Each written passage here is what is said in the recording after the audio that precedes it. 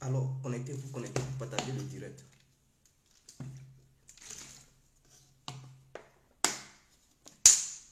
Partagez le direct, partagez le direct, partagez le direct. Partagez ce direct pour que ça puisse toucher à tous les hommes politiques, à leurs militants et au cadre des différents partis politiques. C'est très important. Alors, bonjour à tous et à toutes. Pour tous ceux qui ne me connaissent pas, je suis l'incontournable qui a compris tout terrain. L'homme dont on parle, l'homme qui n'a pas froid aux yeux, l'homme qui ne mâche pas ses mots. Vous pouvez aussi m'appeler devant la vie. L'homme n'est rien, gouverneur italien, docteur Mondon, appelez-moi Bongon, laisse-moi mourir 5 heures, plein droit, El Padrino, Camari, Dezo, la Moudia. Alors nous voilà à nouveau devant cette caméra. Alors cette vidéo, je la fais aujourd'hui. Parce que vous savez, dans ma vie, dans le passé, je n'avais pas de camp. Je dénonçais tout le monde et parfois mes dénonciations étaient très aiguës. Il y avait un grand manque de respect envers mes dévanciers, envers les différents partis politiques de la Côte d'Ivoire. Que ce soit les militants et les cadres, je leur manquais de respect. Et après, j'ai fait quelques choix, mais suite à ça, je suis revenu sur ma position du départ. Ne pas avoir de camp. Et je me suis dit, ce n'était pas une bonne manière de procéder. Manquer de respect à nos cadres politiques n'est pas une bonne chose. Manquer de respect à ses amis, parce que le fait de manquer de respect aux cadres politiques, indirectement, je manquais de respect à mes amis, c'est-à-dire ceux qui sont de même promotion que moi, et même mes dévanciers, mais qui font partie de certains partis politiques. Et je me suis dit, ce n'était pas une bonne chose, ce n'est pas une bonne manière. On peut faire la politique sans manquer de respect à qui que ce soit. Et aujourd'hui, j'ai trouvé bon de venir présenter mes excuses. Je prends l'engagement devant Dieu que plus jamais je ne ferai encore de vidéos pour manquer de respect à un homme politique de la Côte d'Ivoire. Plus jamais. Je ne le ferai plus et je ne vais plus le faire. Je prends l'engagement devant Dieu et je demande pardon à Dieu d'avoir pitié de moi, de me pardonner pour tout ce que j'avais fait dans mon passé, tout le respect que j'avais manqué aux différents hommes politiques, en commençant par le président Alassane Ouattara. Je m'excuse beaucoup. Je présente mes excuses aux militants du RADP. Je présente aussi mes excuses au leader du GPS, Soro Guillaume, pour tout ce que j'ai eu à dire sur lui. Je lui présente mes excuses et je présente aussi mes excuses à tous les militants du GPS. Je présente mes excuses au leader du COGEP, précisément Charles Blé Goudé. Et je profite de ça pour présenter mes excuses à tous les militants du COGEP. Quand je dis à tous les militants, cela englobe les femmes comme hommes. Je présente aussi mes excuses au président Laurent Gbagbo, y compris tous les militants du PPACI. Je leur présente mes excuses. Je présente mes excuses au président Henri Konan Bédié, y compris tous les militants du PDCI. Je demande pardon pour tous ceux qui se sont vus humiliés, pour tous ceux qui se sont vus frustrés par rapport à mes propos précédents, à ma manière d'agir. Je demande pardon. Je demande pardon à tous les ministres, que ce soit les ministres, les ex-ministres de l'opposition, que ce soit les ministres actuellement au pouvoir, qui se sont vus humiliés par Didier. Je demande pardon à toutes ces personnes, quel que soit l'endroit où ces personnes se trouvent. Je leur demande pardon. Je demande aussi pardon aux personnes qui ne font pas de politique, dont j'ai eu une fois à dénigrer sur les réseaux sociaux, dont j'ai eu une fois à humilier sur les réseaux sociaux. Je demande pardon à toutes ces personnes. qui ne font pas de politique, que ce soit femme ou garçon, je demande pardon, je présente mes excuses à toutes ces personnes. Je ferai toujours des vidéos, mais ça sera des vidéos d'analyse politique, en fait. C'est-à-dire des vidéos que je ferai, mais sans frustrer qui que ce soit dans mes vidéos. C'est-à-dire, je vais donner un point de vue global, une analyse, sans frustrer qui que ce soit, sans dénigrer qui que ce soit. Ce sont ces genres d'analyse que je ferai dorénavant. Voilà pourquoi j'ai décidé de faire cette vidéo pour présenter mes excuses. Pour finir, je donnerai à peu près mon point de vue sur le cas Soro, sur le cas Charles Blé Goudé. Mon point de vue, c'est-à-dire des conseils que je peux donner en tant que citoyen ivoirien.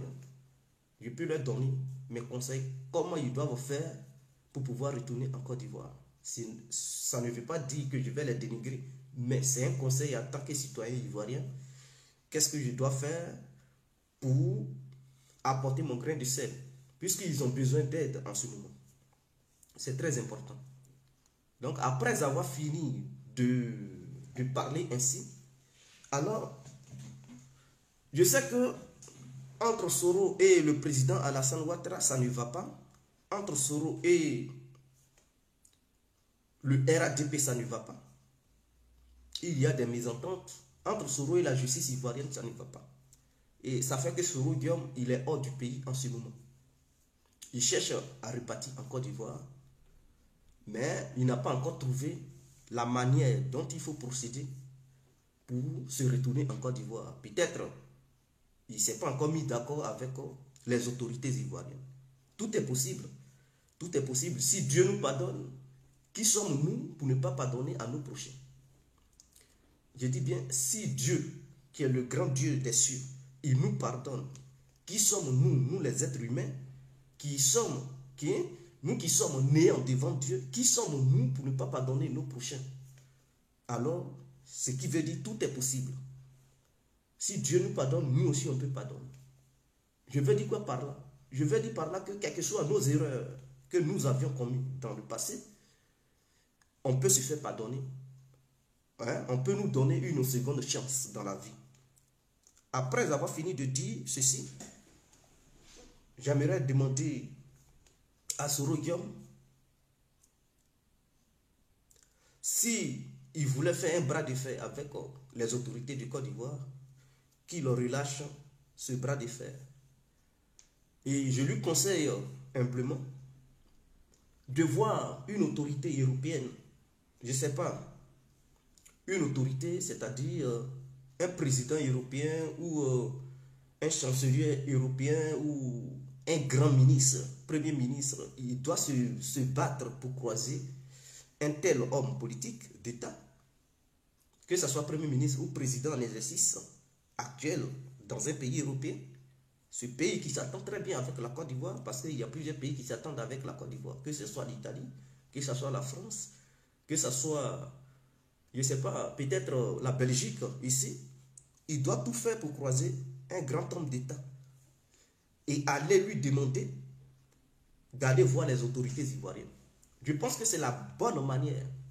C'est-à-dire que Soro Guillaume doit tout faire pour croiser un grand homme d'État, respecté non seulement en Europe, qui est écouté en Europe, mais ensuite demander à ce dernier de plaider, lui, sa cause auprès des autorités ivoiriennes. Il peut, par exemple, aller voir Ursula von der Leyen, je ne sais pas, la présidente de l'Union européenne. Il peut la voir, puisque c'est elle qui est la présidente de l'UE. Je pense qu'elle est mieux écoutée en Europe.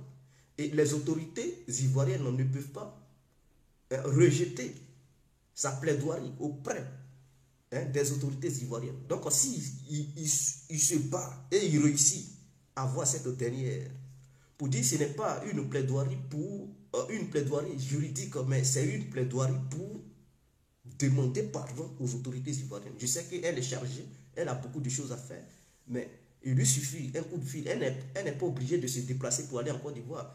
Aujourd'hui, la technologie est tellement avancée que de là où on est, on peut lancer un coup de fil pour causer. Donc, si s'il réussit, par exemple, à la voir, pour discuter avec elle, peut-être, elle fera quelque chose. Il y a aussi Charles Michel, l'ancien Premier ministre belge. S'il réussit à croiser ce dernier, peut-être, il fera tout. Il peut lancer un coup de fil aux autorités ivoiriennes. Je ne parle pas d'influence, mais une manière de plaider, demander pardon à ce que le gouvernement ivoirien laisse tomber, à ce que la justice ivoirienne dise bon, ok. Certes, on reproche des choses à Soro Guillaume, mais ce n'est pas une influence européenne. Mais comme Soro Guillaume a décidé de demander pardon, a décidé de plaider, a décidé de revoir sa manière de faire, peut-être les autorités ivoiriennes vont dire, bon, ok, comme lui-même il s'est déplacé pour vous voir et vous demander de nous demander pardon, on va étudier les dossiers et voir ce qu'on peut faire. Et une solution sera trouvée. Donc moi, voici ce que je pense.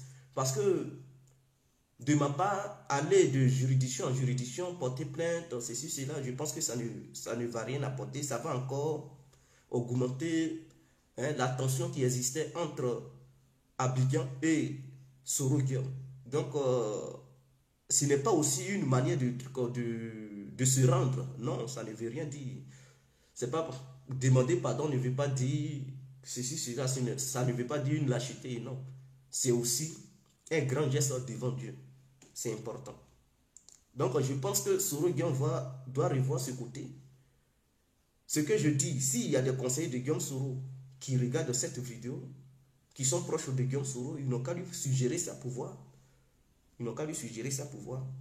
Et comme ça, une solution sera trouvée entre lui et le gouvernement ivoirien pour qu'il puisse voir si le gouvernement ivoirien accepte sa proposition. Une fois accepté, il pourra débarquer en Côte d'Ivoire, mener une vie paisible et tout. Et je tiens à vous le dire qu'il y avait des opposants à Alassane Ouattara qui étaient au Ghana, ceci, cela. Mais après négociation, ils sont rentrés en Côte d'Ivoire. Et dans toute chose, il faut négocier. C'est ça qui... Les négociations sont au-dessus de toute chose. Parce qu'une histoire de bras de fer, ça ne sert à rien. Ça ne sert à rien. Quand il y a bras de fer, soit un père ou soit l'autre père. Vous comprenez? Donc, dans cette histoire de bras de fer, soit le régime de Côte d'Ivoire perd ou soit Soro perd. Or, si tout le monde veut gagner, il faut engager un dialogue. Il faut engager des démarches qui sont des démarches paisibles pour que tout le monde puisse s'en sortir. C'est comme la guerre qui se passe en Europe. Le fait de dialoguer, trouver un consensus, on ne veut pas dire l'autre a perdu, l'autre non. C'est une manière d'apporter la paix, c'est une manière de faire taire les égos dimensionnés des uns et des autres pour pouvoir trouver une solution. C'est très important. Et donc ça, c'est ma suggestion. En dehors de ça, je vois Charles Blé Goudé qui a aussi ce même problème, qui lui aussi veut son passeport pour rentrer en Côte d'Ivoire, mais qui n'a toujours pas son passeport. Et je ne sais pas qu'est-ce qui se passe. Je ne sais pas qu'est-ce qui se passe. Alors, je lui demande aussi de procéder de la même manière. Qu'il se bouge de là où il est, en Hollande. Il peut croiser des autorités. Ce n'est pas une manière d'être un agent de l'étranger ou bien être vendu aux étrangers. Non, c'est une manière de trouver une issue à cette problématique qu'il y a entre lui et les autorités ivoiriennes. C'est très important. Et donc, Blé Goudé peut engager une démarche. Il peut rentrer, je ne sais pas, par rapport à ces contacts qu'il a, voir certaines autorités européennes pour que ces autorités européennes plaident pour sa cause, plaident sincèrement pour sa cause, pour qu'il puisse avoir son passeport et pouvoir regagner la Côte d'Ivoire. Il doit voir une autorité européenne, je ne sais pas, que ce soit en Belgique, en Allemagne, en France, en Hollande, là-bas où il est, ou une autre autorité luxembourgeoise, et je ne sais pas où, ou soit par une autorité africaine, pourquoi pas. Un président africain qui est très proche des autorités ivoiriennes, il peut regarder parmi les présidents africains qui s'attendent très bien avec Alassane. Il peut voir parmi les présidents africains, s'il voit, il répète un. Il dit, ah, celui-là, sa proximité avec le président ivoirien, c'est vraiment, ce n'est pas à douter, il n'y a aucun doute. Donc, par rapport à ça, il peut passer par ce dernier, par le biais de son ambassadeur, ou bien il envoie des gens, il peut envoyer ses proches. Eux, ses proches peuvent voyager. Donc, il peut les envoyer dans ce pays-là pour dire, bon, écoutez, voici.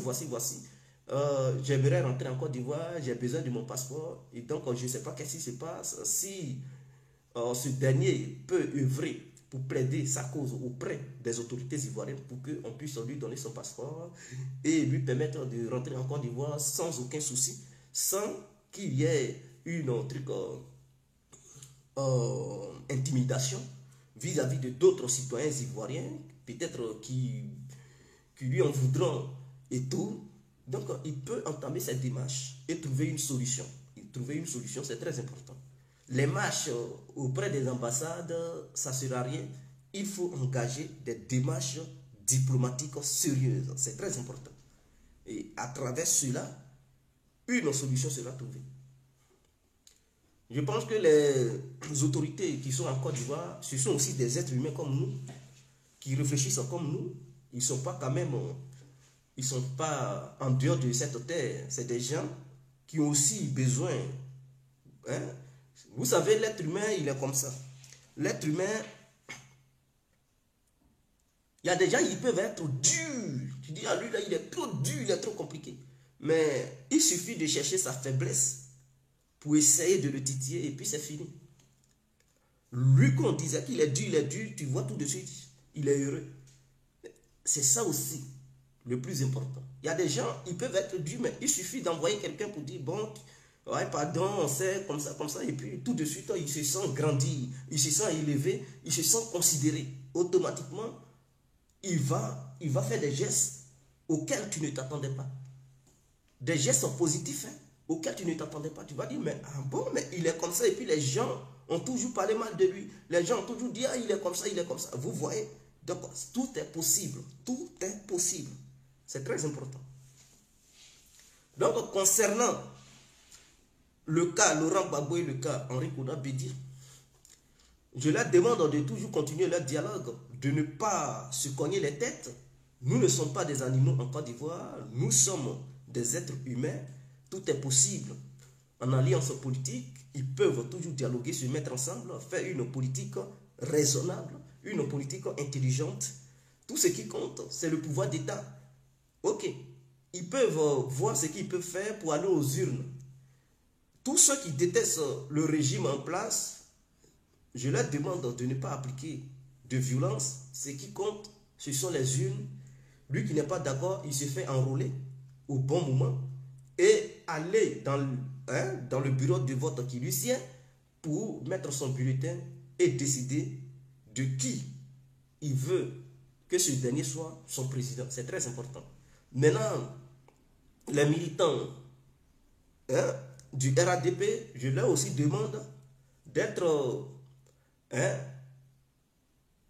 courtois avec leurs frères ivoiriens qui ne sont pas aussi des militants du RADP. Nous sommes tous ivoiriens.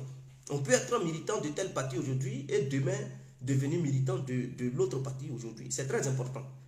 Je prends le cas d'Assis Guégué. Hier, il était FPI. Est-ce qu'aujourd'hui, il n'est pas RADP? C'est ça la vie. Donc, être militant, on n'est pas militant d'un parti politique, on devient. Donc, si on devient, on peut aussi reconsidérer sa position de militantisme d'un parti politique et aller dans un autre parti politique. C'est très important parce que les idées peuvent changer. Aujourd'hui, tu peux faire un tel choix et demain, c'est comme si tu achètes une voiture aujourd'hui et demain, tu dis, ah, cette voiture-là, ça m'avait plu, mais non, ça là, ça ne me plaît plus, il y a une autre voiture qui est là. Je préfère maintenant essayer celle-là pour voir comment on peut être confortable là-dedans. Donc, nous sommes tous ivoiriens. Ce sont les choix qui ont changé, mais cela ne nous rend pas des animaux. Donc, on ne doit pas poser des gestes qui sont inhumains. C'est très important. Donc, voyons-nous comme des frères et sœurs en tant que citoyens ivoiriens et citoyennes ivoiriennes. C'est très important. Nous sommes tous ivoiriens. Avant d'être FPI, avant d'être PPSI, avant d'être RADP ou PDCI, RDA ou GPS ou COGEP ou je ne sais pas, on est d'abord ivoirien. Ces partis politiques ont trouvé la Côte d'Ivoire. Ces partis politiques sont nés après l'existence de la Côte d'Ivoire. Donc la Côte d'Ivoire existait déjà avant que ces partis politiques ne viennent. Donc avant que ces partis politiques ne viennent dans notre pays, on était d'abord ivoirien. C'est de ça qu'il s'agit. Donc cette ivoirité que nous avons en nous, on doit mettre ça devant. Et cette histoire de parti politique vient après. Avant d'être militant d'un parti politique, je suis qui d'abord? Je suis ivoirien. Et l'autre, il est militant d'un parti politique, il est qui d'abord? Il est ivoirien. Voici, c'est ce qui devrait nous réunir. C'est ça notre dénominateur commun. Les numérateurs viennent après. Mais les dénominateurs sont... le dénominateur est unique. Et c'est sur ce dénominateur nous devrons nous baser pour une paix durable, pour une entente durable dans notre pays. On peut ne pas s'entendre, mais on peut trouver des solutions pacifiquement, sans aucune animosité. Donc voici ma vision de ce matin. Je ferai des vidéos, mais ça sera des vidéos d'analyse politique. Je ne vais plus faire de vidéos pour clasher un homme politique de quel bord qu'il soit. Non, je ferai des vidéos à travers mes analyses. Et chacun donnera son point de vue à travers les commentaires. Voilà, je pars maintenant sur une nouvelle base. Donc, je demande pardon à toutes les personnes qui se sont vues frustrées dans mes propos précédents, comme récemment. Sur ce, on se laisse. C'était l'incontournable bien et bien compris. Vive la Côte d'Ivoire, vive l'entente entre les Ivoiriens et Ivoiriennes. On est ensemble. Seul le sang ivoirien est au-dessus de toute chose. Le sang ivoirien d'abord avant les partis politiques. Ciao, c'était l'incontournable bien et bien compris. On est ensemble.